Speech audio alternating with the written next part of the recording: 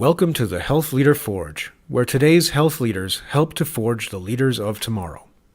I'm your host, Mark Bonica, of the University of New Hampshire's Department of Health Management and Policy and the Northern New England Association of Healthcare Executives. Our website is healthleaderforge.org, where you can find information about subscribing to the podcast, links and information related to the episode, as well as our complete archives.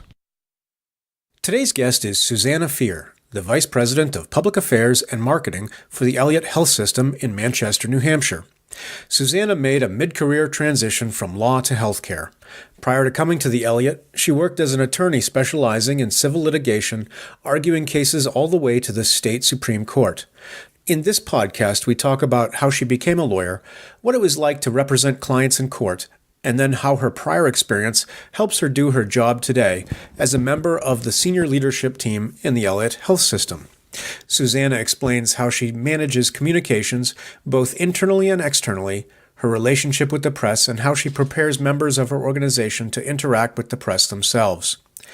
Susanna and I had a lengthy conversation, and I think I probably laughed more in this interview than in any other, so I have produced two versions of this podcast, an abridged version and an extended version. You're listening to the extended version. If you'd like to listen to the abridged version, please check our website for the link.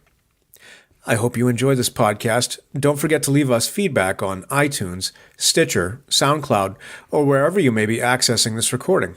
Also, I'm excited to announce that we are now getting the podcast transcribed thanks to a financial gift from the Northern New England Association of Healthcare Executives. Thanks for listening. And here is Susanna Fier. Welcome to the Forge, Susanna. Thank you. So you graduated from the University of Vermont with a degree in political science. What drew you to UVM and why political science? I was drawn to UVM because I'm a graduate of the Stratton Mountain School, and that's a ski racing academy in Vermont. And my high school career was focused on trying to make the U.S. ski team. Wow. Yeah. Oh, neat. Okay. And after a couple of accidents and different injuries and the knowledge that I was not going to make the World Cup and an Olympic, debut, I decided that my legs were strong enough and my brain needed some development and wanted to stay in Vermont and ski for UVM and attend, obviously. Okay. So were you on the UVM ski team then? I was on the UVM ski team when I first got there, and I actually very quickly decided that I had such an intensive 4 years at Stratton, with ski racing being the focus, that I quickly decided that I actually wanted to focus on the academics, and I quit the team. And I just began focusing on the classes that I was taking and what my future would look like. And I used some of my ski racing skills to coach the Special Olympics.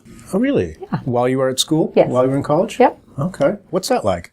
It's pretty interesting. It's a mix of different parents, I hate to say, and some quite responsible for their children, and others see you as the glorified babysitter, and they can't wait for you to take their child. And so that's unfortunate. So I had a mix, but my athletes were amazing, great kids, and a lot of fun, very respectful of me, and just thrilled to be on the slopes. So it was a lot of responsibility, but I just enjoyed taking something that I had such a skill in and sharing it with people who really valued the time with me.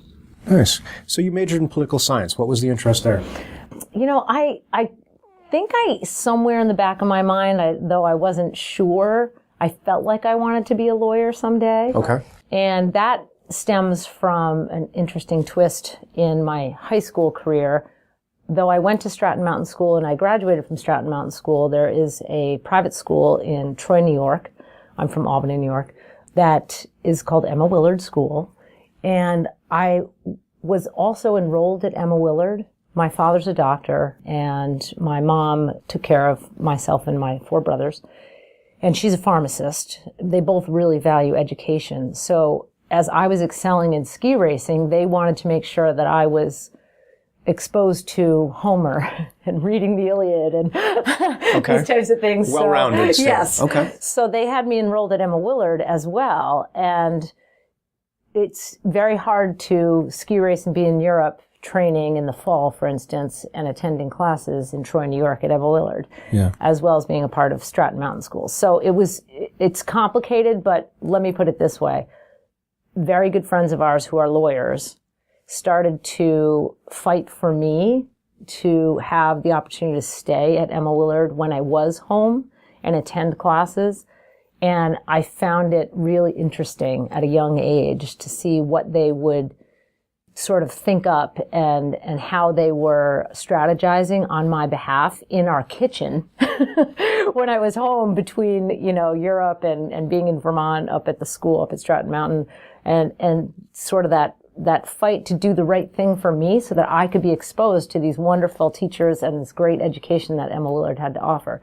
Okay. So it sounds a little crazy, but I just was in love with what I was watching, and I thought it was really cool that they knew how to take a difficult situation and represent me, to the school. So it allowed me to stay at Emma Willard. I didn't graduate from Emma Willard, but I did make it through junior year, taking quite a lot of classes when I wasn't on the slopes. Wow. Yeah. So it looks like after you graduated, you went straight to law school. I did, yeah. Is that right? Yes. And was it Franklin Pierce at the time, or was it, okay, yeah, so it was Franklin Pierce. Yes. Now it's the University of New Hampshire School of Law. Yes, it is. All right. So when did you kind of make that decision? So you saw your family friends, kind of working and demonstrating some skill. When did you decide this is what I want to do? And it's a good question. So I'm up at UVM, I'm taking my political science courses. Then I decide I think I really enjoy the English classes, and maybe I didn't major in the right thing, but I wasn't sure. But I was pretty certain I would take the LSAT. Is that what it's called? I got my memory. LSAT. So. Yeah. That was the law school exam. Right. And because my father's such a generous, wonderful man, he's paid for everything up to this point, and which is crazy. He probably shouldn't have done that. but I said to him, if I take the LSAT and I get into law school, will you pay for it? And I think for him, he probably believed that I'd get into a law school, but he played like I wouldn't. So he said, I'll take that bet because you're a better ski racer and you know. But what he didn't know is I've always worked. I love working and I love volunteering. So I also had jobs. So working at a sunglass hut, I worked at the movie theaters like crazy. I loved working in the movie theaters in college. It's a great way to go because you know who's dating who. Oh. I had the scoop on everybody. Okay. So I thought you were going to say because you could get in the movies for free, but no, it was a social. It was keeping track of everybody. All right, having fun watching the hockey players and who was dating who. Okay. So I had money. And I used my money, and I didn't tell my father this, to sign up for one of the Stanley Kaplan classes, and they teach you how to take the test. And there is something to that. So, if you have to take some kind of entrance exam for any career you select, study. And if there's a study guide or a best way to do it, you might want to put a little money into that. I did, and it completely paid off because by the time I sat for the LSAT, I was so used to taking these tests that I did pretty well, and I got into many different schools. My mom and I went around looking at them, and then I loved New England. I loved Vermont. I really loved New Hampshire, and I thought that Franklin Pierce at the time was going to be a wonderful fit for me because I'm a hands-on person, and I could tell that the experience there right out of the gate in our first year would be quite a bit of hands-on, starting to find ways to practice. They have a civil litigation practice within the school and that kind of thing. So I was just really, really attracted to what they offered. Oh, neat. So a lot of people with kind of liberal arts backgrounds talk about going to law school. And I think most of them have no idea what they're getting into, So was there anything surprising about once you actually got into law school when you were there? Was anything like, oh, I didn't expect it to be like that? I would say, well, it probably was harder than I thought it would be, to be honest with you. And I think because for me, once I've set my mind to something, I'm a quick study, and I feel like I usually achieve a pretty high level of I guess, expertise in whatever I try to do. So it was challenging, and it didn't just come naturally. You really have to study the law in order to get it in your head and understand it. I was shocked and amazed that I wasn't allowed to have a job. Oh, really? I wasn't allowed to work. You're not in your first year. Yeah. So what I did, which is just a fun story, is I would go downtown to the district court, and I would sit in court when I didn't have classes, and I'd watch. Wow. And I was there all the time. And so one day the judge stopped the proceeding and asked me to come up to the bench. So, and I'm sitting in the gallery. So I looked behind me, and the judge called me up, and so up I went. I'm thinking, I'm in trouble.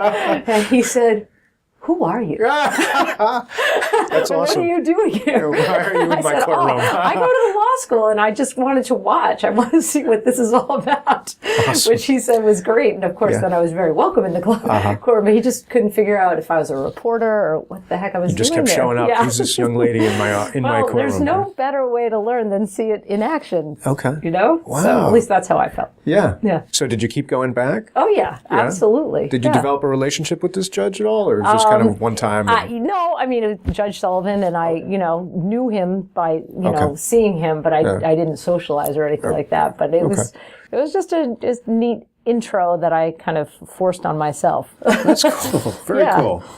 So after graduation, you started as an associate at the firm of Douglas & Douglas. Where was this, and what does it mean to be an associate? So Douglas & Douglas is in Concord, New Hampshire. Okay. I, unlike the other colleagues of mine in law school in their third year, were furiously, so we're all going to study for the bar exam. Okay. People were furiously sending, I don't know how many letters and trying to get jobs, land their first job. But I watched everyone getting 30 and 40 letters out the door and not getting jobs. And I thought, I'm not going to do that. I'm not going to apply for any jobs. I'm just going to study for the bar. So that's what I did. And I stayed in Concord. I lived in Concord. I studied for the bar exam. And I applied for one job when it was getting close to taking the bar time. And it was at Douglas & Douglas. And I wanted to work for Chuck Douglas. He is a former New Hampshire Supreme Court judge, and he's a former congressman, and someone who is known to be an expert litigator. And for me, being in law school then, having finished law school, I wanted to litigate. I thought it was the epitome of being a lawyer. Okay. I didn't want to be in a library and looking up, different versions of constitutional law. I wanted to be in the courtroom picking juries. Wow. Yeah. Okay, so what does it mean to be a litigator? So for me, I selected civil litigation, not criminal. Didn't really want to do defense cases, though I had some experience in it. And I wanted to represent people like Polly Rutnick, the lawyer that I was talking about in our kitchen, my friend's mom. I wanted to be like Polly. I wanted to have that ability to represent individuals in need. And so I went into plaintiff's litigation, which is Chuck Douglas's firm is a plaintiff's litigation firm. And what it means is if you have a problem, you come to me and you say, "Can you help me?" And I look at all the facts and decide whether I can or cannot, whether I have to do it on an hourly basis or whether I can risk my time and represent you on a contingency basis. And for me, I was more than willing to, you negotiate in most of these cases. Obviously, you sue someone for what you say is wrongdoing or negligence, and you negotiate, and hopefully you can settle the dispute. But if you can't, you have to be able to pick a jury. There are some lawyers who do not want to do that. So they'll take a case so far and then call and say, "Susanna, I'm not picking a jury. You want to take my client?" Absolutely, pick a jury. So I was always willing to do that. I love that part. And I did. So I had jury trials and appellate court cases, and it's just, for me, that's what being a lawyer is. Standing on your feet, representing the interests of other people. And being in court. And fighting for them. Yeah.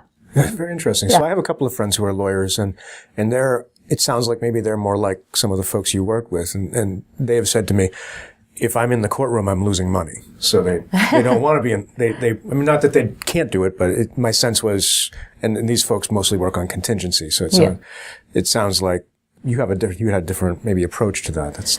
Well, I can see what they're saying, but because if you can settle without going into the court, I mean, you can be in the court for, in some cases, take weeks to try.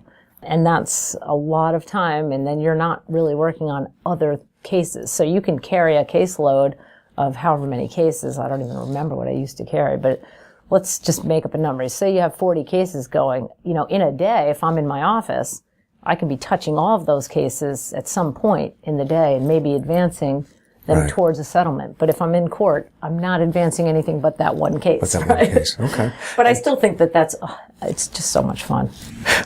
So you refer to picking a jury. What does that mean? What is that process like? Picking a jury. That sounds like you're saying that's like a big deal. Oh, it is. Well, it is because the jury's going to decide the fate of the case. Okay. So, and you don't know these individuals. Yeah. But you get information on them. So they fill out a questionnaire. And you get the questionnaires. And so this is the pool from which you're going to select your jury. And one of the things I used to like to do is, and this is a trick that Chuck Douglas taught me, which is so cool. A lot of people have a lawyer. And there's a question on the questionnaire, do you have a lawyer? And if so, and some people will write down the name of their lawyer. So if someone, let's say you're a lawyer, and then they wrote down Mark Bonica, well, I call you. Hey, Mark, tell me about Sally. Because I've got a sexual harassment case that I'm going to try, and I'm just curious. What do you think? Will she be, pro-plaintiff? Does she not believe in this type of thing? Does she think, suck it up, kind of, So talk to the lawyer, and you know what? Lawyer to lawyer, they'll tell you a little bit about their client and whether I should pick them for the jury or not. It was a great way to cut through sort of just what they put on paper and talk to someone about it. And a professional who would know kind of what it is you're getting at right away. Exactly. And then when you're in court and you're actually selecting, they call the jurors up, and the jurors have to, speak to the judge and say they do or don't have a bias and all that. But you're also, you're sizing them up. You're seeing them for the first time. And, looks can be deceiving, I guess. But you just sort of say, I'm comfortable with that one. And, that teacher probably seen too much. They're hardened. They're not going to care about my client. I'm just kidding. Okay. Yeah. So so broadly, what kind of cases? So you said you're civil, not criminal. So you're not dealing with, I don't know, people who've committed a crime. Correct. You're dealing with what is Nobody's going to jail. I'm trying to get money. Okay. So I'm trying to correct a wrong by getting my clients payment for either lost wages or emotional distress, damage to something, to maybe them, their car, or something like that. So I ended up, honestly, in love with the sexual harassment cases, discrimination cases. Okay. So that's where I ended up with my focus. I mean, civil litigation can include divorce law, and let me tell you what I can't stand. Divorce law is no fun at all. Okay. Talk about fighting. Yeah. People don't disagree on the bureau in their bedroom and who gets it. Right. Yeah. And I want to spend my days doing that. Yeah. Okay. So, yeah. So one of the things I usually ask when I interview a physician is when did they feel like they were really a doctor? So let me pose that question to you. When did you feel like you were really a lawyer or an attorney? Was it right after when you graduated and threw your cap in the air, or was it some point kind of after that? I think I really felt like a lawyer when I was in my first federal sexual harassment case. So it was federal court. It was a big deal. It was in Concord, and we had a week-long jury trial. We won the case. I felt amazing. I felt excited for my client.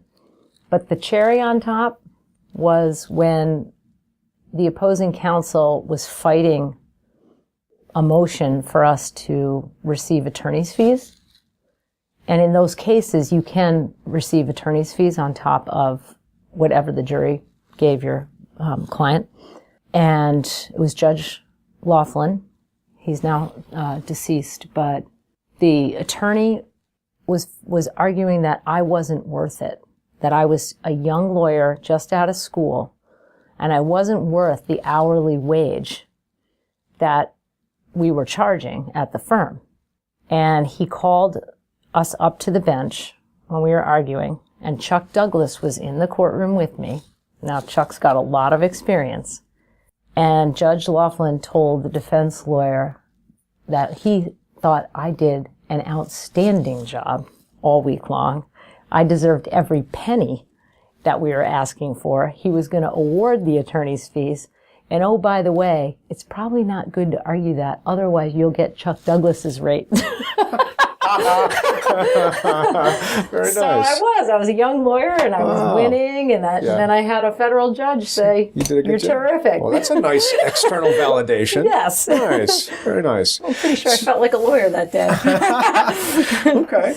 So you became a director and shareholder at the firm of Robinson, and Leonard in 1996. Where was this, and what does it mean to be a director or shareholder? So I left Douglas & Douglas. There was some just internal things taking place there that it just wasn't working out. Though my relationship with Chuck Douglas has always been excellent, and I would never say anything but fabulous things about him.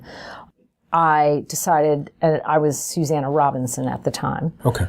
I decided to go out on my own. I'm afraid of pretty much nothing. So Awesome. I'm a lawyer. I can hang my own shingle. Right. So that's what I did. My husband and I, so the two Robinson and Leonard, and Kevin Leonard, we just decided this is our time. We'll hang our own shingle. And the truth is, at the time, I had my own cases in the firm of Douglas & Douglas. And this is always a hard part about when you separate who gets the clients. And you don't really want to have a bad parting of ways. But of course, clients typically want to follow you. And so we had some separation of clients, and then many that followed us. So it was fantastic because the clients that followed us obviously helped us launch the firm and continued to do the civil litigation, and just what it meant was we were responsible for everything. It was our business. So now I don't just come to work, turn on the lights, work, and go home and wonder, did we pay the bills? Is the utility? Is there coffee? Who's paying, the receptionist? Now we own it, and it's a business. So soup to nuts, all in. Okay. Again, not afraid of anything. I thought that was just so exciting.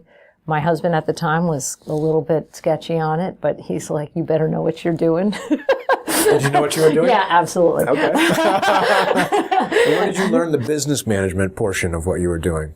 It's a great question. I have no idea. Okay, but it worked.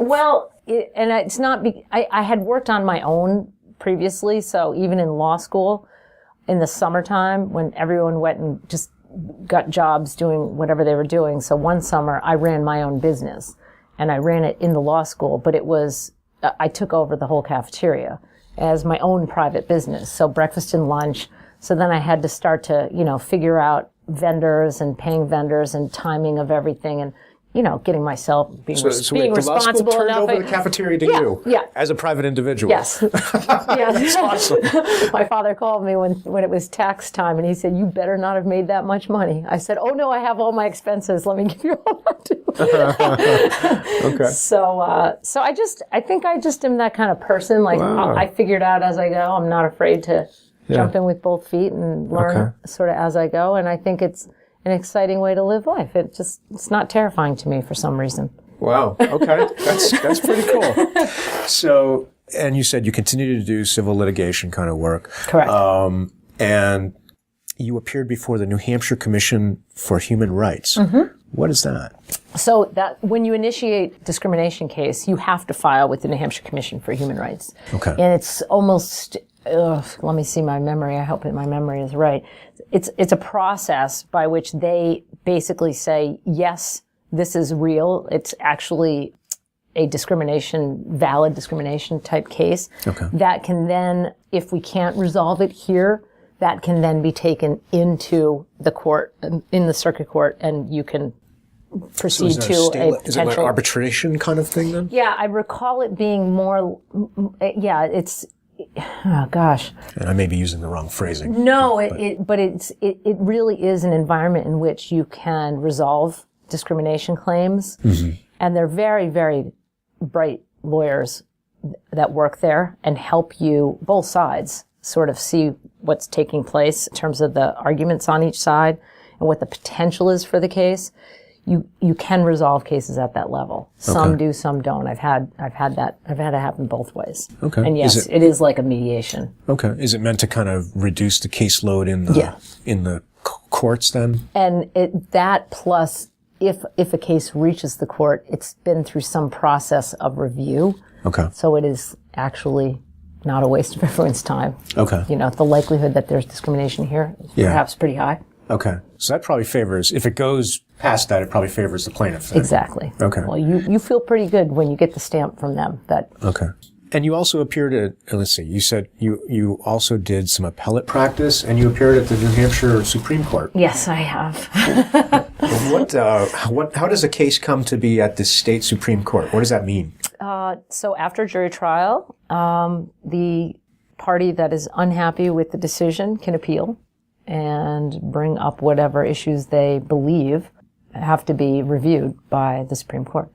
So I have had that take place in a jury trial that I prevailed in. It was a sexual harassment case.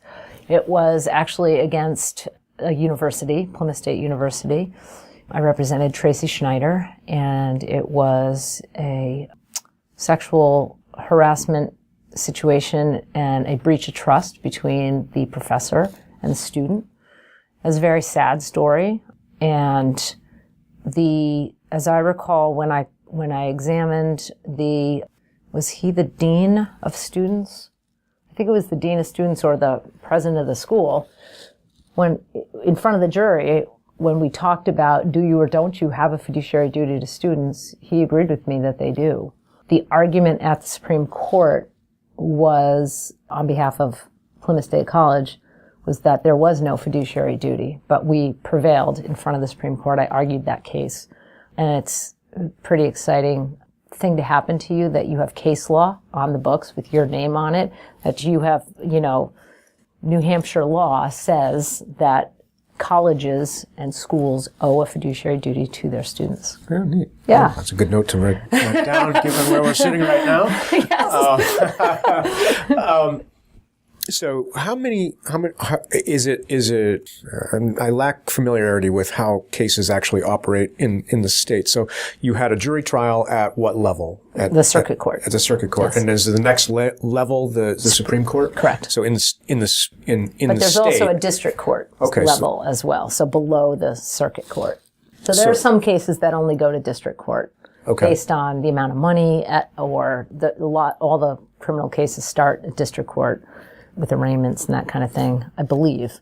But there may be a civil case that doesn't have monetary value that is the gateway to the circuit court. So you can't have a jury trial. You could only have a bench trial. Bench trial means the judge hears the case and decides the case. Okay. That would take place in the district court, at least way back when, if my memory is serving me correctly here. Did all your trials start at district and then move to circuit, or was this one that went straight to circuit? The cases that I took were always circuit court cases. They were bigger cases. And that's because of the dollar amount. Yeah, so I was always suing for major six figures. Oh, wow. Yeah. Okay. And so you went circuit court, and then the appeal would then go to the Supreme Court. Correct. Okay. I mean, it can't just be, well, we don't like the outcome. What is it that allows someone to appeal a case? It can't be just, well, I lost, so now I want another chance. Right. So perhaps something like the judge allowed a piece of evidence in that should not have reached the jury. Okay. It typically has to do with rulings that don't favor you. Okay. Or that this is just not in line with what the law is and is in violation of the law. So it doesn't square with the constitutional law or some other state law.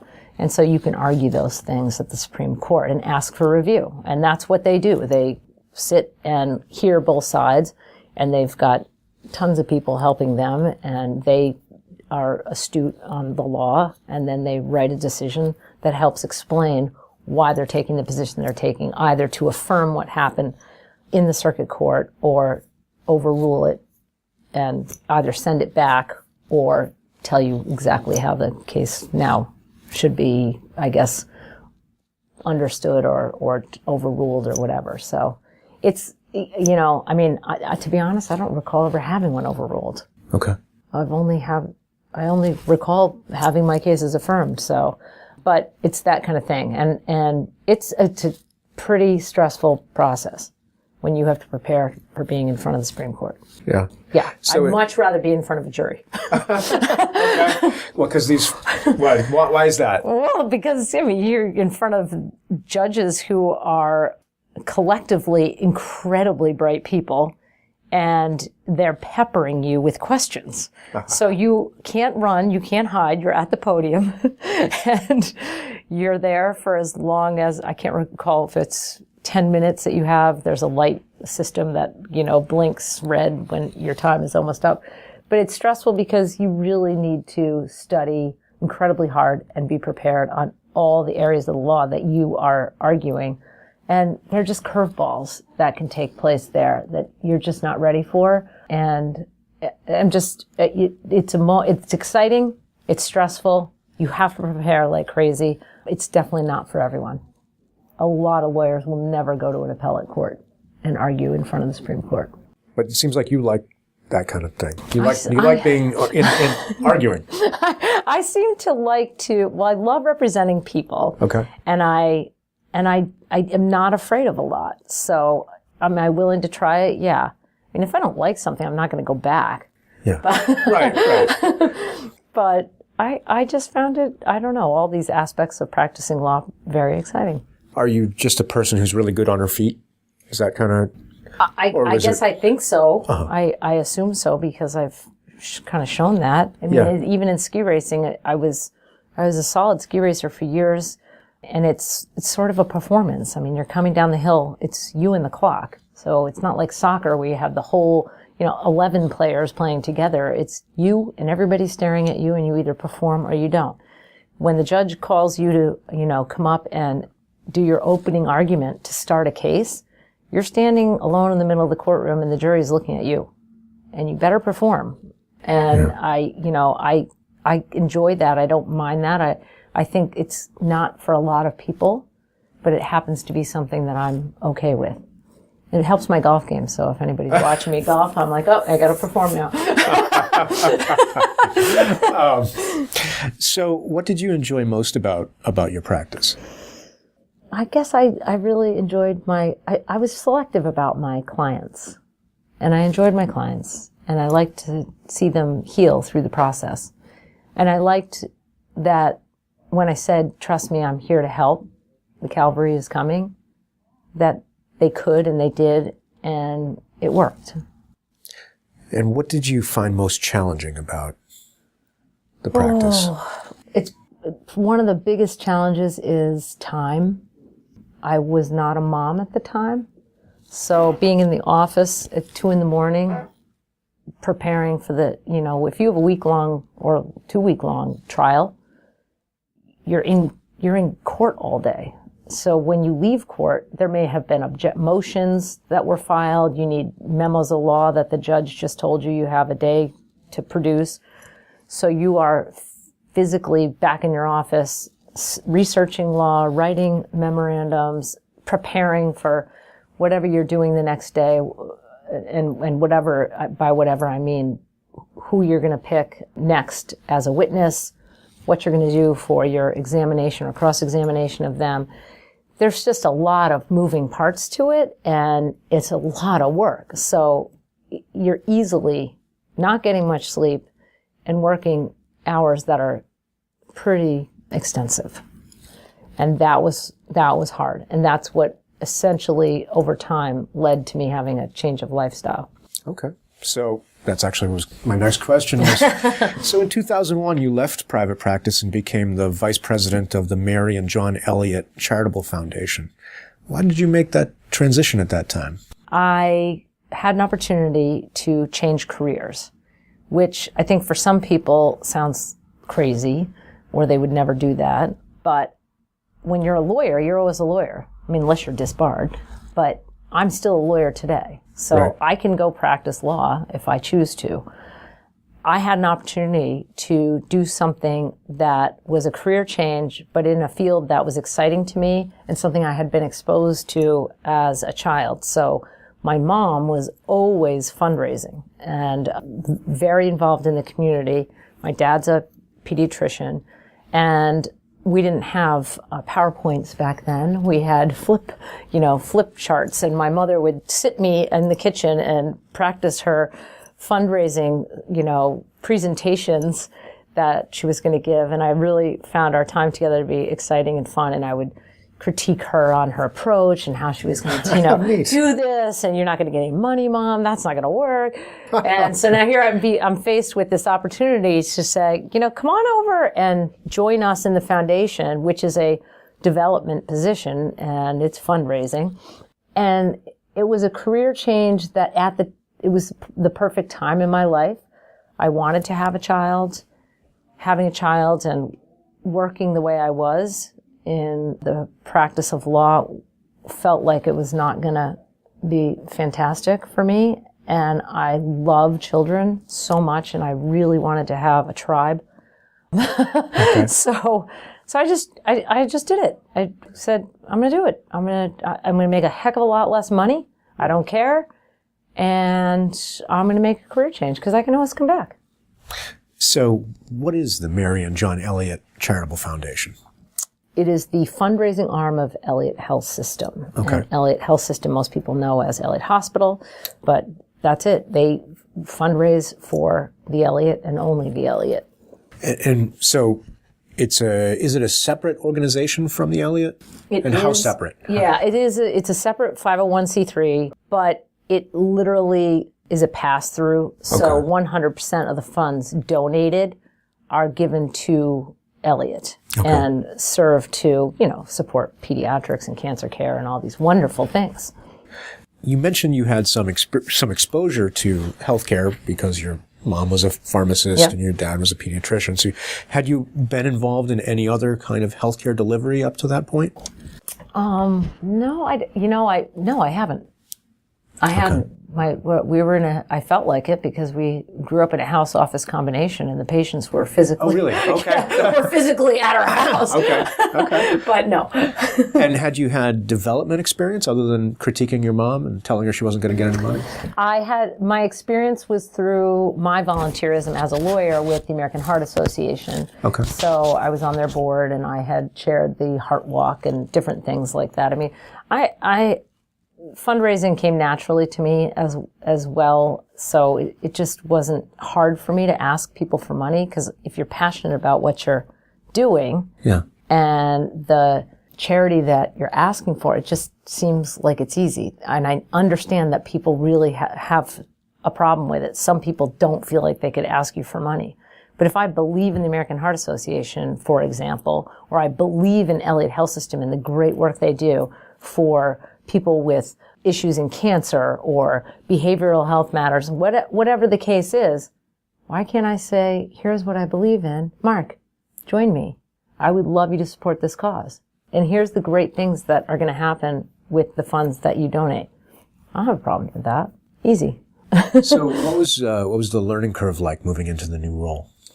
The learning curve was more around what you touched on before, that healthcare, because it was so, Elliot's huge. Yeah. So I had so much to learn in terms of that organization and all that they offer for the community. But once I kind of had that figured out, then the real challenge was understanding who's my audience. So who are the donors out there who would be interested in all of this incredible work that's being done for the people of southern New Hampshire. And because I didn't live in Manchester and I lived in Concord, that, it's not that far away. It's far enough that you really have to understand the community in Manchester. I worked hard to get to know some of the shakers and movers who could introduce me to those people who would then become donors. So it took a little bit of time for me to develop all that. Why do people become donors? I mean, I'm assuming you're not talking about, I'll give you $5. It's not, It's both, though. I mean, so it is, the $5 is, the annual appeal that you go out to all the staff and say, hey, we work in a charitable organization. We should believe in our organization, and we should show it by joining this campaign. And then I'm going to go out to the community and I'm going to tell them that we believe in it and we've already raised this much, and ask them to join us with a gift. I typically like to ask for, at the time, I'd like to go to someone and have some knowledge about their background and who they are and make an ask that was reasonable for them. So I may sit down and have lunch with you, and after you've cultivated a relationship over time, not the first time you meet them, obviously, but I may say, I'd really like you to consider a $10,000 gift to support the Cancer Center, and here's what we're thinking about with that $10,000. We want to name such and such, or we want to buy this piece of equipment, and make it meaningful for you. But hopefully at the point at which I'm asking, I've already gotten to know you. I know where your interests lie. I know that you care about Elliot, or that you have a dad who died of cancer, and so that's something that's important to you. You get it. Yeah. Okay. What were your duties as the vice president for the foundation? What's everything? I mean, aside from having lunch and asking for money, what? Everything. Okay. Let's see. How big was the staff that was working with you or for you? So when I got there, let's see, we had a board. So, okay. And there continues to be a board to this day. So you report to the board, and the board are volunteers from the community. So they have other jobs, but they oversee the work of the foundation, and they're really a helpful group of people because they're guiding some of what you're doing. But I had oversight of the budget. I was responsible for setting up the campaigns, everything from events, and events are a lot of work. You don't raise as much money. You put a ton of time into creating them, and they're wonderful, like all the golf tournaments you see out there. They're a lot of work, and they end up being really wonderful social days. Not all golf tournaments are huge fundraisers, but, events matter. Why do they matter then? So they're not raising a lot of money. Why do they matter? Because, so for me at Elliot, when we would hold the golf tournaments, it gave me an opportunity to get the senior leaders of the organization, some of the doctors, out of the hospital onto the golf course where they could press the flesh with some of the donors that I wanted them to meet. And getting them out to sit down and have a sandwich wasn't going to work. But getting them on the golf course for a day of fun and pressing the flesh worked. So, and why, when I say it works, because people want to know who these folks are that they're donating to, who's running the organization, who are the doctors taking care of my child or my mother or whomever. And it helps them sort of believe a little bit more in what the cause is. You put faces to an organization, and I think it changes things. We're not bricks and mortar. We're sitting here at UNH. It's a beautiful school. But when you get to know people and you believe in people, you typically will consider giving to them. At least that's how I approached it. And it works. So now the donors they've paid in whatever the fee is to play, but that's not really what you're after. You're after trying to create that relationship so that when you go back to them and say, donate $10,000 because you've met Dr. Jones and you know what he does, and it has the dual role. Okay. I mean, you're going to fundraise. You're fundraising that day. You've got sponsors and all that stuff. So at the end of the day, have you made money? Yes. And it's very important. Yeah. But has something else happened during the day that leads to cultivation of the relationship in a way that wouldn't happen without some of that time together? That's what's also very important. I see. So you mentioned your board. Mm-hmm. And this is a board that's different than the board for the hospital. Correct. Or for the health system. Yes. Okay. So how does someone come to be on the foundation board? The board was in place when I arrived, and I recall that they actually would go through a selection process of various people in the community and invite them to be on the board. But I don't recall, it's funny you asked that, I don't recall being personally involved. In other words, I don't think I had a vote. I could certainly bring them names, but they decided What kind of criteria did they use to fill those seats? Do you recall? I don't recall. I'm sorry. I honestly don't. But I'm sure that it has to do with who can bring other donors to the table, who knows who can open certain doors. I mean, that's how it works in fundraising. Okay. You don't want someone sitting on your board who isn't willing to, A, donate themselves, B, open doors to other resources, people with money, and I shouldn't say it that way, of means, and, just find opportunities that wouldn't otherwise exist. So this board is focused on fundraising only because this is the foundation, as opposed to the board of the health system would be focused on operations, financials, everything. Okay. Yeah. So you were in this role until 2006. So you were in the role of vice president for the foundation till 2006, but in 2004 you also started working as the vice president of public affairs and marketing for the Elliot Health System. Yes. You've kind of talked about that a little bit, but I just want to back up a second and can you tell us a little bit about the Elliot Health System, just so we get a sense of how big is it, what does it do? Yeah.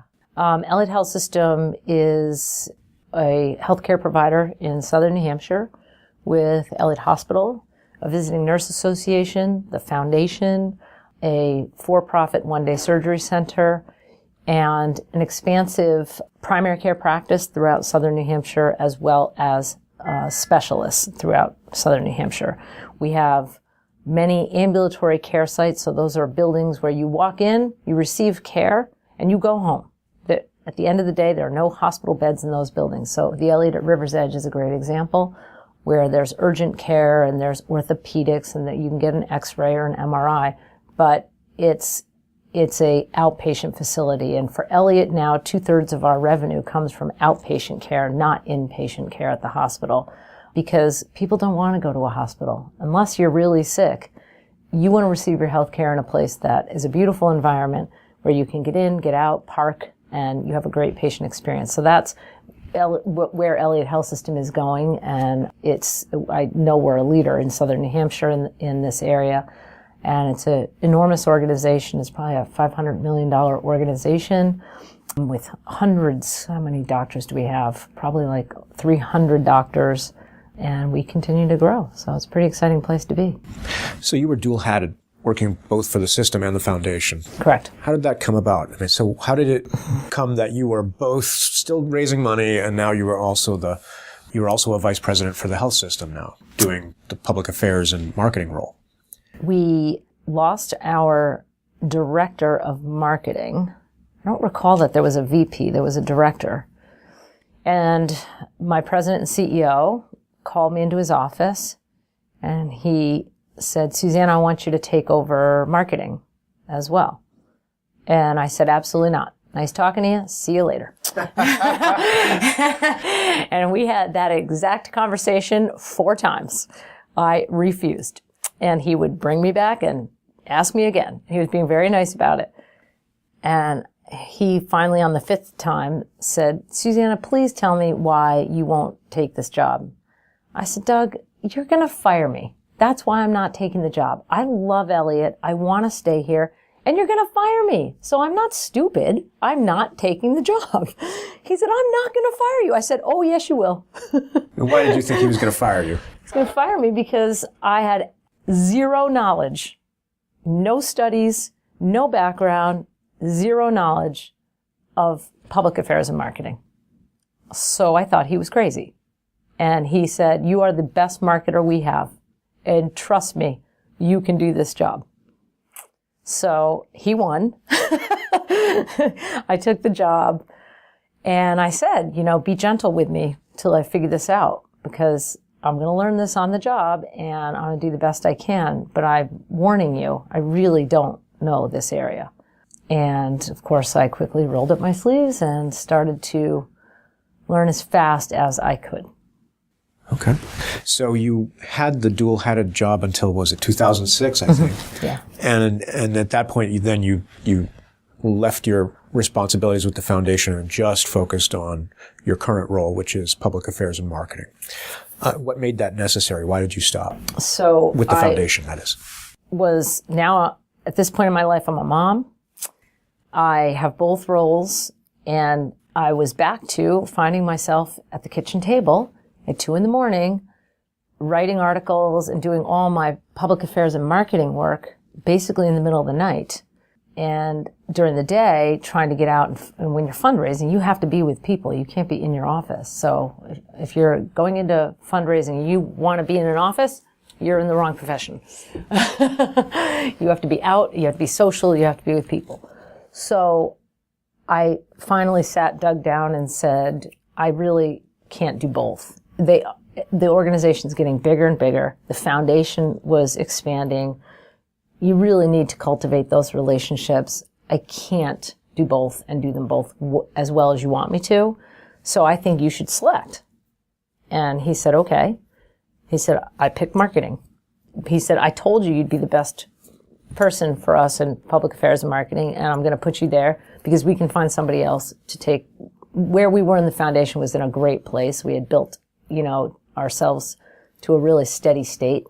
And I agreed with him that there probably is somebody else who works in philanthropy that is more expert than me who could come in and advance Elliot even further. And that has happened, which is exciting. So what do you do as the Vice President of Public Affairs and Marketing? That's so funny. What's in a day in the life of Susanna? Well, the nice and the exciting thing is whatever I plan for the day is typically not what happens. Healthcare is a moving target, and things happen that are very unexpected. The media is a big part of my life and my day, so no matter what I plan, if the media calls me, I'm very responsive, and I think that people should be, because the media are trying to do their job. So as much as we are busy in healthcare and we're taking care of patients, things happen with either a newsworthy accident, let's say, or someone of interest is ill. Of course the media is going to call, and they're going to want to know how people are doing, what they call patient condition, or they want experts, your doctors, to talk to them about what does it mean when the new suggestion is that mammograms don't have to be given at age 40, that mammograms shouldn't take place until women are 50. How do your doctors feel about that? It's controversial. Well, we might want to weigh in on that. You might want to find a doctor who would be willing to talk, and that means stop what you're doing, find the doctor. Just so you know, the media doesn't usually wait. Their deadlines are very short. So it completely changes your day. So I have a schedule, meetings and different things that I'm going to be doing. And then I always, in the back of my mind, know you got to be nimble, you got to be ready to drop everything, and it'll all be waiting for you when you come back. So you're the organization's primary point of contact for media relations. Yes. So Elliot, just so you know, we only have 2 people in our department. Oh, okay. Enormous organization. So there's you and one other person. Myself and one other person. Okay. Correct. All right. How do you manage your relationships with the press? And are there differences between how you interact with reporters from different kinds of media? Elliot's relationship with the media when I took the role was not good. And both Doug and I knew that we had to improve the relationship with the union leader, WMUR, the major outlets that, if you really think about it, will help you in the end, because there is going to be a day that there's a crisis that you actually need them to help you get the word out to the community about something taking place. So we set ourselves on that path and showed as much respect as we could to reporters that were calling on us to try to offer that expertise when they needed it. Now, years later, I have a relationship with a lot of these people, and they're good people, they're nice people. As I said before, they're doing their jobs. I don't treat them differently unless, and I have done this, they break the rules. So, for instance, the rules are, if you want to get an interview or you want information about a patient, you call me or you page me. I will respond to you, or email, I guess. But the point being, you contact me, and I will stop what I'm doing, I will work on it, and I will let you know if we can help you, if we can't help you, why we can't help you. I will get you a statement, I will get someone on camera, whatever. I have had a situation where I have gone up to a patient room to talk to them on behalf of one of the major news outlets that called me to ask, would you like to be interviewed by a reporter? When I got in the room to talk to that patient, there was a reporter in the room from another outlet, not wearing their credentials, so unidentified, in the patient's room, and hadn't called me. So you didn't show me respect. You're not respecting the patient and the family. You're violating the rules. And I walked him out immediately. And I had security make sure he was leaving. Now, I will still work with him to this day, but it's totally inappropriate. And it's not, that changes the relationship. And it breaches that trust that you have to really get through some of these things together.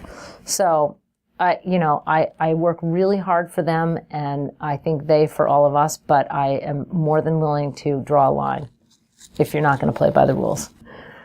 How has social media changed your interaction with the press? I mean, so you kind of came in just as social media was really taking off. So we were a leader in getting out on Facebook. And I know that I was asked by the New Hampshire Hospital Association to speak to my colleagues early on about what we were doing and why we were doing it. And the big concern is losing control.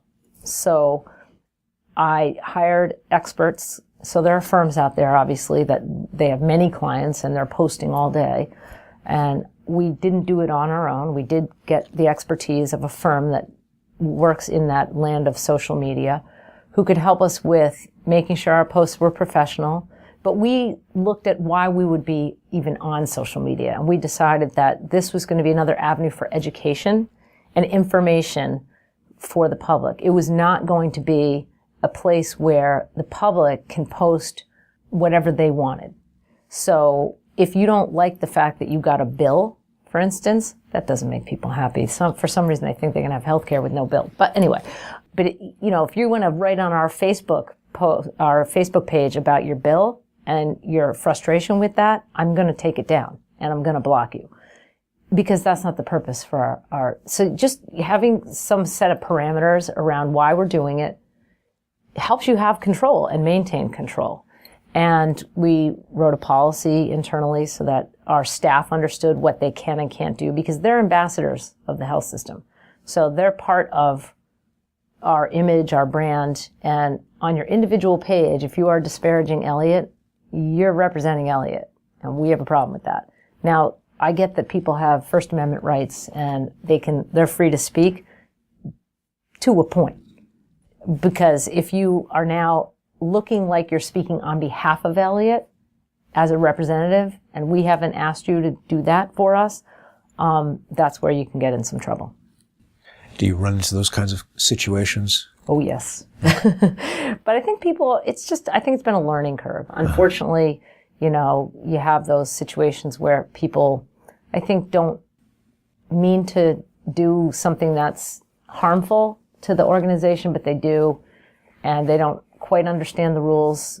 They'll do a course correction if you point it out. If they won't do a course correction, you have a little bit of a different issue. So you mentioned the rules working with reporters. Are there rules of public affairs that you try to follow? Rules of public affairs. Or guidelines that you kind of follow? I guess it depends on how you define public affairs, because I'm not sure how you're defining it in your mind. Well, why don't you define it, because you're the vice president of public affairs. You tell me. I mean, for me, public affairs is everything visible. Okay. So, and again, I don't have a background in this, so I don't know what the textbook definition of public affairs is, but anything that reflects Elliot is my business. And it should be. So, does that answer your question? Well, yeah. So how do you go about trying to nurture? So my next question was, how do you go about trying to nurture the brand? And what is a brand, and what's Elliot's brand, and how do you try to develop that? I think Elliot's doing a good job of nurturing the brand in a couple of different ways. And the first and foremost for me is starting with people. So I go to new hire orientation and do a welcome.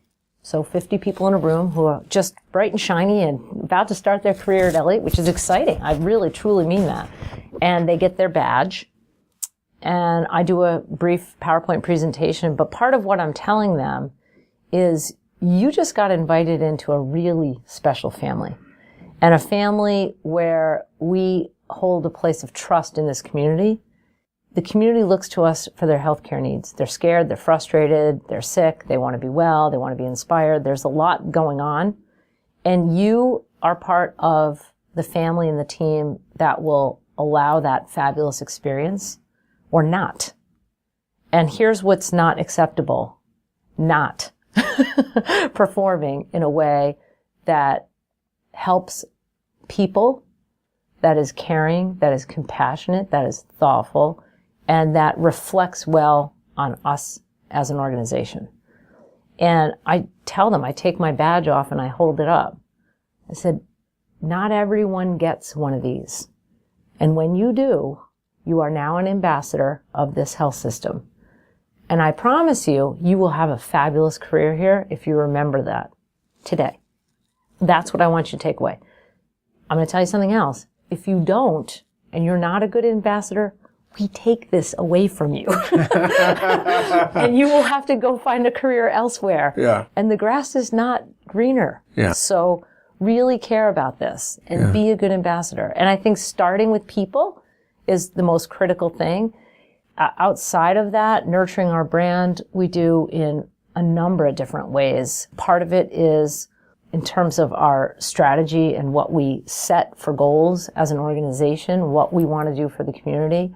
Part of it has to do with the work that I do that's visible in what you see and what you read. So when you get a newsletter in your home that comes from the Public Affairs and Marketing Department, is it useful to you? Is it good information? Do you enjoy the articles? Are you finding the programs and classes that you want to keep you healthy and well? You know, did you enjoy having a recipe a new recipe for your grill this summer, that kind of thing. Right. So it's everything, but I think we nurture the brand in endless ways. So is there a difference between public affairs and marketing in your mind, or is it all kind of one continuum? No, I think I guess the difference in my mind in marketing is the work I'm doing to create top of mind awareness in the community. Okay. So I want people to think Elliot when they think healthcare. So when we're marketing, we're trying to saturate the market with either a name, a service, or an attribute like trust in our doctors that draws the public to us to choose us for healthcare. I mean, that's what it's all about in the end. Are you voting or not with your feet? And we'll know by the numbers. What's the difference between internal and external communication? And why do you need internal communication? So we've kind of been talking about, you were saying about your newsletter and some other kind of intentional stuff. What about internal communication? What is that? Internal communication is absolutely critical in an organization, and probably in any organization, but in our organization, because we're so big, we talk a lot about communication internally, and it's basically, it starts with the audience. What's the difference between your audience? So internally, you're talking to your doctors, your nurses, your staff. You're talking to the people who are wearing that badge that I talked about earlier, who are or are not going to make patient experience excellent, who are or are not going to take care of each other. And we communicate in many different ways. So a lot of it is email communication. We do open forums where we stand in front of our staff and our doctors and have a dialogue about what's going on. We do celebrations and events. We have internal newsletters. I mean, the reason why we I'll go to departments and say, hi, I'm Susanna. Tell me what you do. Are you happy? What can I do to help you? Tell me more about what makes you feel like you're supporting the strategic plan of Elliot. Sometimes they know, sometimes they don't. Do you even understand the strategic plan? Can I help you understand it? How are we doing financially? When you get into the department and they get excited to show you what they do all day, typically they are even more jazzed to say, here's how we're advancing the overall mission of the organization, which is so exciting. But all of that communication really matters because it makes you a cohesive group of people. And we're so spread out across southern New Hampshire. So it's not easy. I don't think we're perfect at it, but we do try very hard. Are there important ways that communication strategy has evolved over the 13 years you've been doing this role now? Yeah, I think the most important way it's evolved is getting back to face-to-face communication. Okay. There are so many ways to communicate that do not put you face-to-face with other people, that you lose the personal connection, the relationships, and at the end of the day, we all want to feel like we are cared for somewhat by our leaders, our mentors, each other. Our internal survey tells us that our staff actually really loves working together. They really enjoy each other. And you see that when you go out and round in the departments, but you're face to face. So we have evolved now to a place where the open forums where we have that dialogue and the rounding by senior leaders is critical to our communication and I think to sort of the overall feeling and culture of the organization. But that direct communication is probably the best thing that we've gotten back to. You mentioned rounding. Is that a part of your strategy? Is that something that you promote and try to push your leaders to do? Or is it something that they're doing as part of a different aspect of the strategy? It is a strategy by the senior leaders. We all agree, and nobody has to push each other. We agreed as a group that we will get out and round. So we block our calendars and set aside weeks to go out, leave our offices, and know that each of us were all out somewhere in the health system rounding. So this month, I have a ton of rounding. I just looked at it. I don't know, I must be hitting at least 15, 16 departments. And you just go one after the other. But it's a little exhausting, but it's so exciting. And you realize that it's time well spent at the end of the day. Get a lot of emails thanking us for the time and for the, people meet me and they go, oh my God, you're the person who sends us the newsletter. Well, I get your emails all the time when you're trying to keep us up to date on what's going on with affiliation or something like that, and they put a face to the name that they're getting all this other communication electronically. Now they get to know me as a person and I get to know them, and it's just so much better. So rounding is something that we are very committed to as a senior team, and it's definitely having a positive impact. What do you do with that information? So you go out, you round. Is there something that you follow up afterwards with that as a group, as a leadership team, or? Yes. We do spend some time working on sort of things we've learned, issues that are popping up in various areas that seem to be a trend. We are not there to resolve human resource issues. Those do come up, and you just have to redirect people. I mean, I'm not going to be able to change your benefits while I'm standing in your department, and that's not why I'm there. So we just redirect them on how to get help with something they may not understand. But yeah, as a senior leadership team, we do talk about what we're learning, what we're seeing, how the pulse of the organization, what we think is needed to adjust culture or that kind of thing. So we take it seriously, but we're not doing it so that we come back and have a list of 65 things we now have to fix, like that Sue has a broken chair and, this person needs a new piece of equipment. It's not that. It's more relationship and culture setting. So you've talked about culture a couple of times. What is your role as the public affairs marketing person with respect to kind of nurturing the culture at Elliot? And what is organizational culture and why is it important?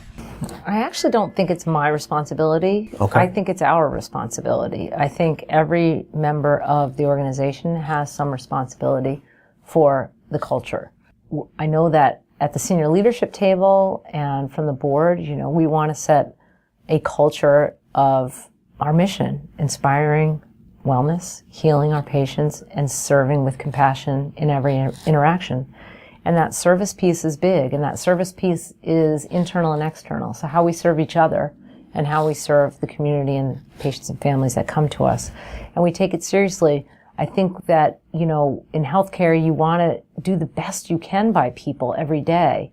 And oftentimes that empathy can fall to the wayside because you have things going on in your own life. But we try to, instill in people that we're here because we care about other people and we want to inspire, heal, and serve. So, as I walk around, if I'm grumpy and I walk by 3 people and I don't ever say hello, I'm setting the culture.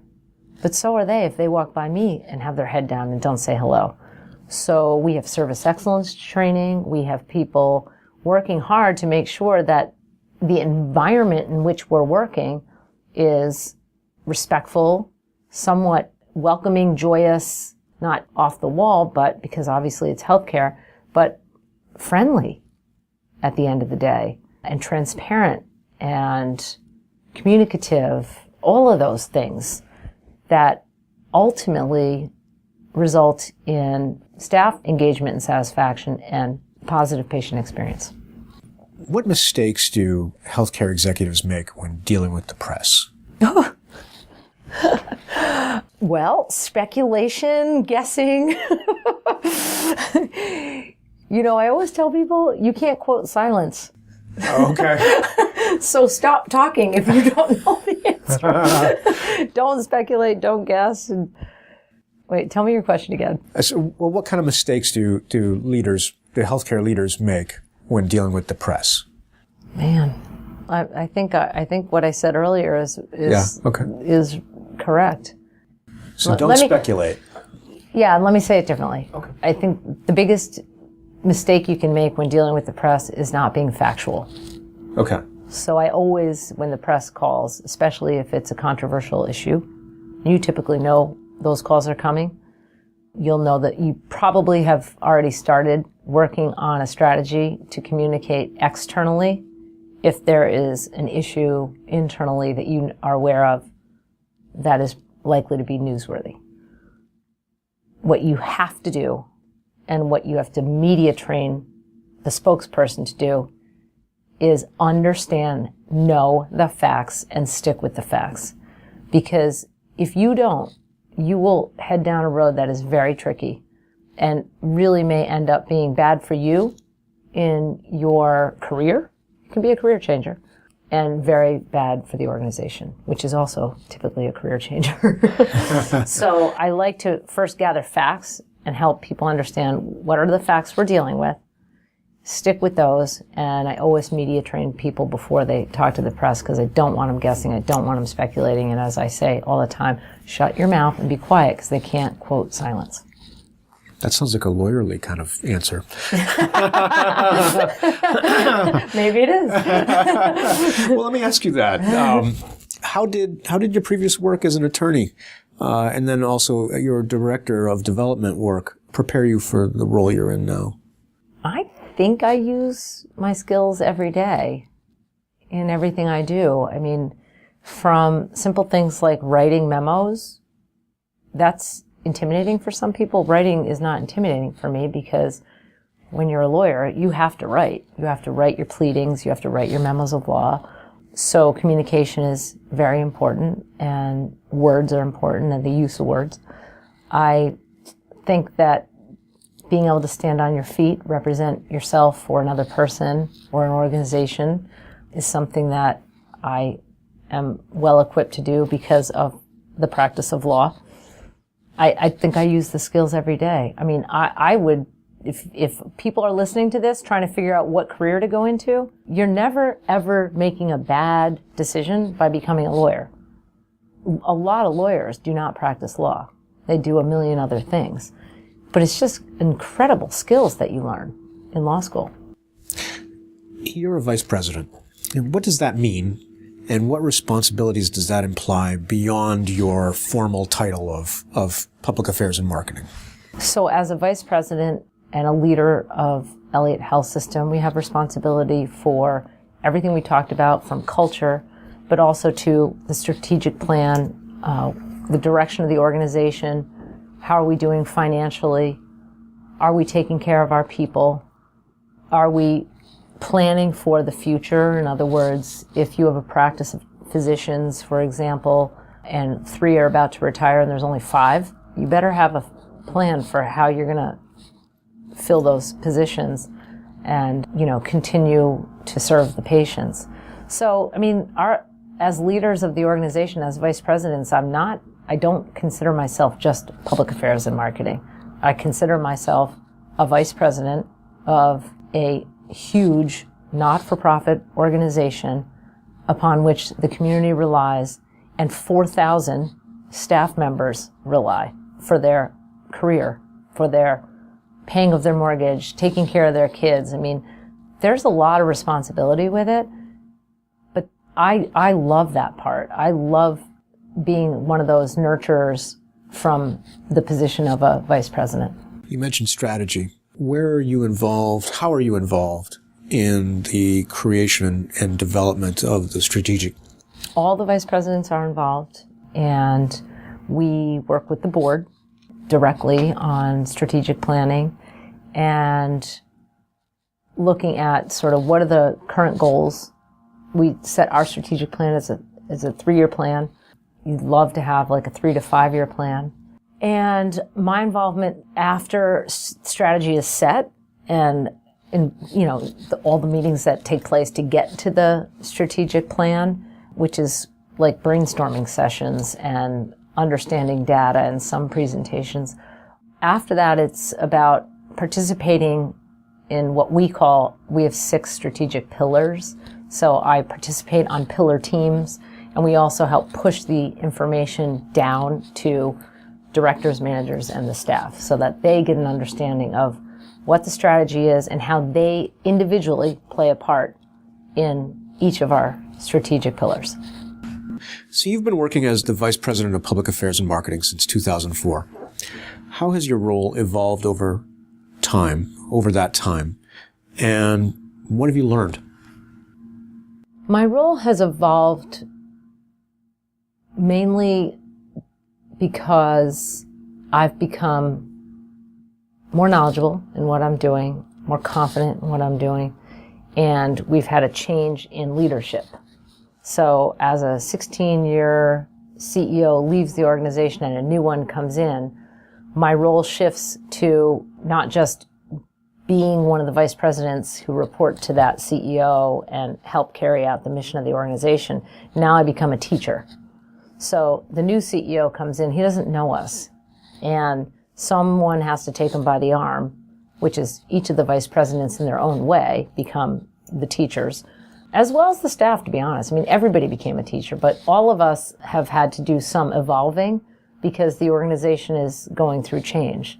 Our CEO came and went in 2 years, so we're in a different transition again now, where we're all linking arms tightly because we don't have a CEO at Elliot at this moment, and the entire staff, all the physicians, are looking to the vice presidents to steady the ship, make sure everything is going well, and that we really have our eyes on all of the operations, making sure we're in a good place. Elliot's in a wonderful place.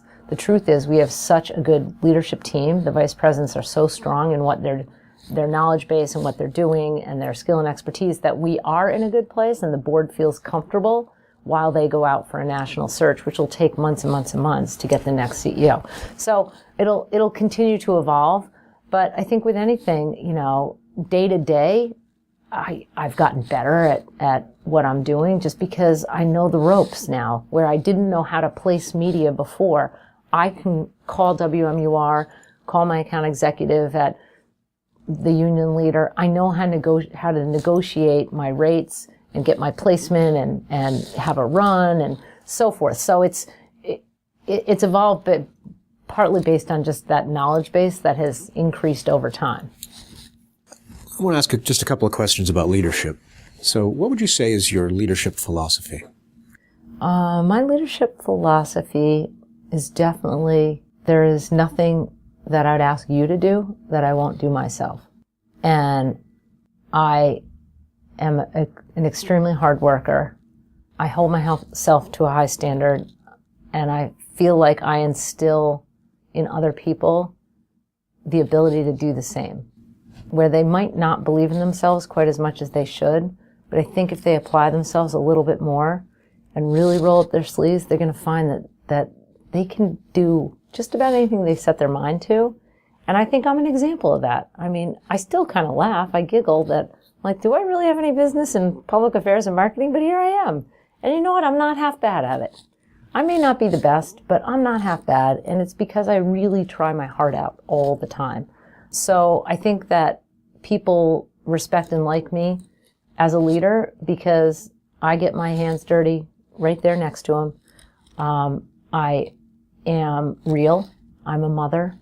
I tell people who have families, you're a mother first. You're a father first. So go home, take care of your sick child. You don't have to apologize or beg me. That's part of life. And there's probably a more important part of life than being here. So, sort of all of those things are my style. Okay. Being just nice and a good person to people. Yeah. Well, so in your role, you've been a vice president for a long time, but you also, in your role as a person in charge of communications, you get a chance to see a lot of leaders operating. Mm-hmm. What makes a good leader? I think a good leader is someone who is willing to share knowledge and expertise, mentor other people up, recognize and congratulate and give the accolades deserved to the people who were actually responsible for things that make you look good. I think the biggest pitfall that I see in leaders who don't make it in my world, vice presidents of healthcare systems, directors, others, there's power that comes with it. And power can be a very dangerous thing for some people because they'll misuse it. And I saw it as a lawyer. And I sued people for it. And interesting. I see it now. And if you misuse power, you're not going down a positive road. It will bite you. It'll get you sooner or later. And I typically identify it pretty quickly and I watch it. And I have even asked people to course correct.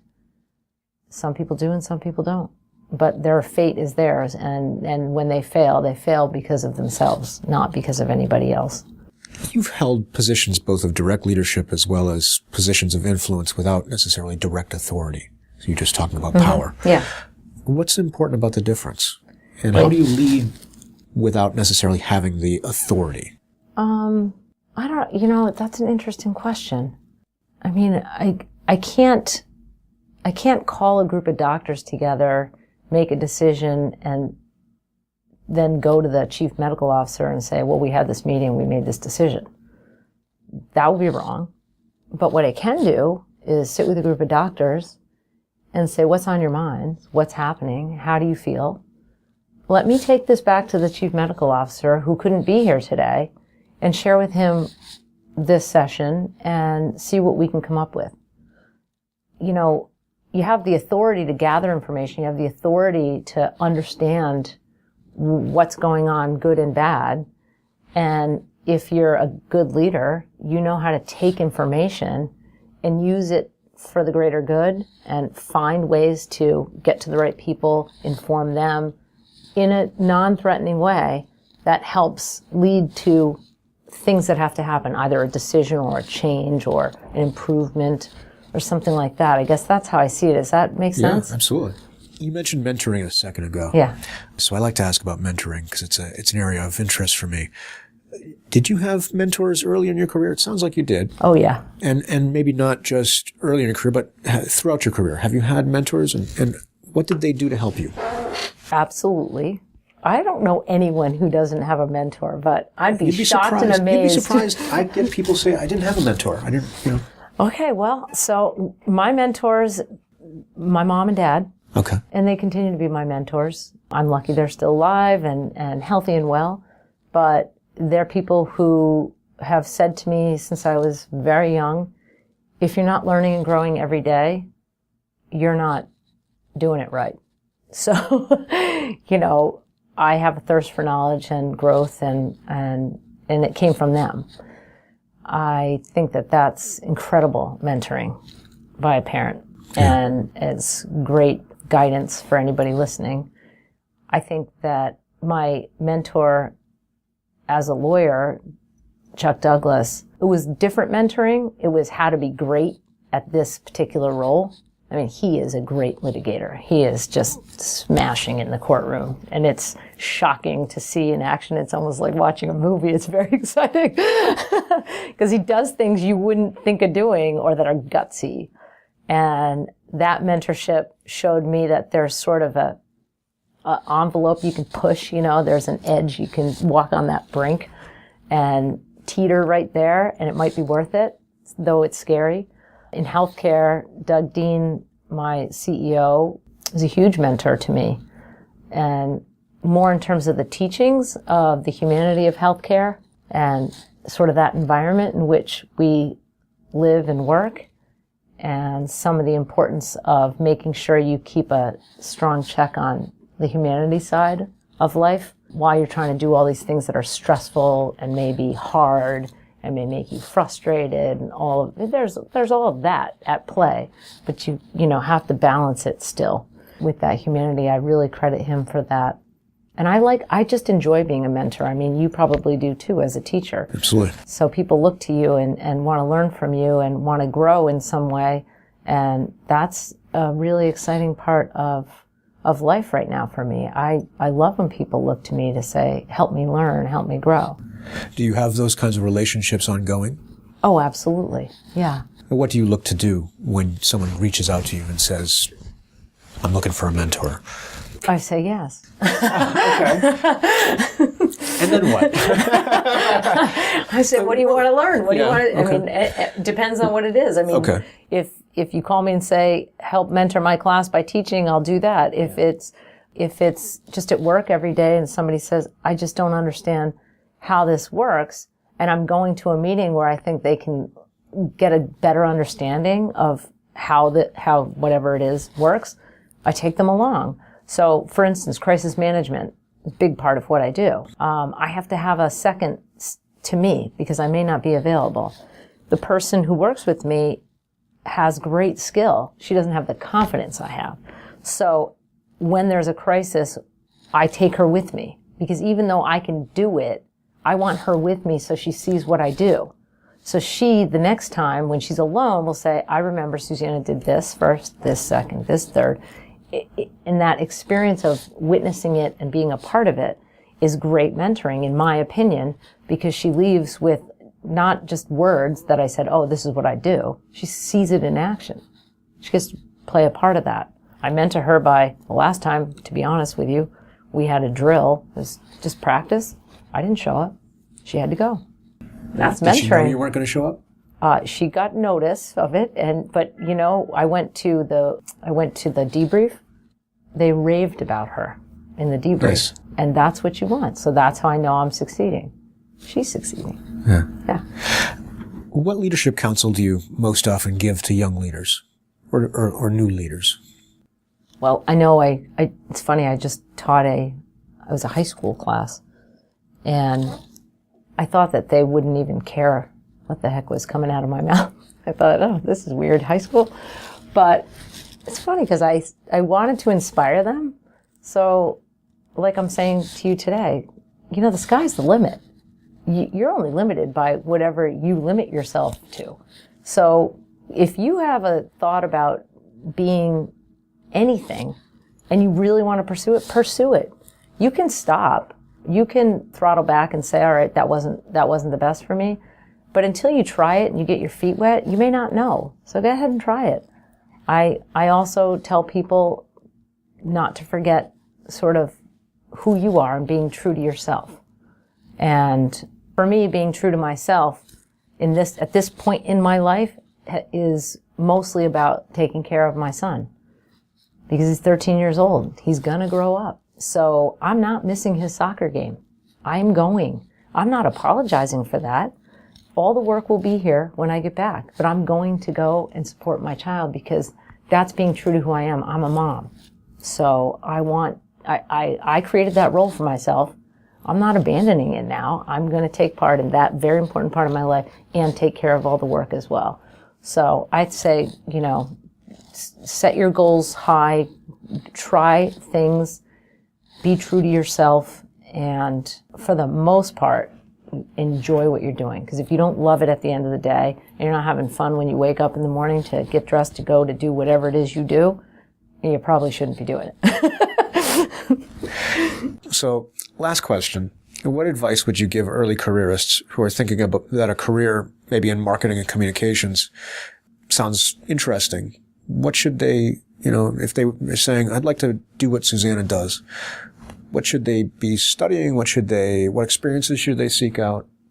What guidance would you give them?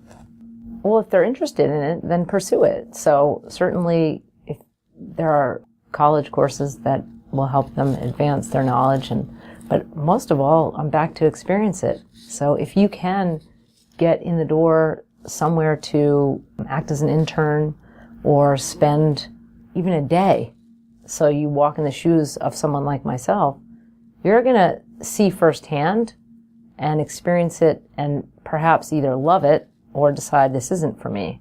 And so when I give the example way back at the beginning of this interview of me going and sitting in a courtroom when I was in law school, I was, I guess, in a way, just trying to see if I like it. And I loved it. So I went back day after day after day after day. And, it's that kind of self-motivation to experience things that I think really will help determine whether you are in the right field or not. But find the courses, study hard, get as much knowledge as you can, because the way I did this, learning on the job, definitely challenging. Well, it sounds like you're doing very well. So thank you so much for your time today. It's been great. And thanks for having me. You've been listening to the Health Leader Forge, a joint production of the College of Health and Human Services at the University of New Hampshire and the Northern New England Association of Healthcare Executives. Please go to our website, healthleaderforge.org, for more information or to leave comments about today's podcast. Look for Health Leader Forge podcasts on iTunes, Stitcher, SoundCloud, and other podcast distribution sites. Thanks for being a part of the Health Leader Forge community, and we'll talk with you again in about 2 weeks.